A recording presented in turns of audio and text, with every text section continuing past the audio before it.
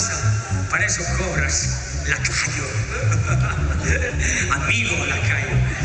Quiero agradecer a los empresarios de la zona, toda la gente que está en las carpas, vendiendo cervezas, bocadillos, pulpo fresco, almejas, pipas, con sorpresa.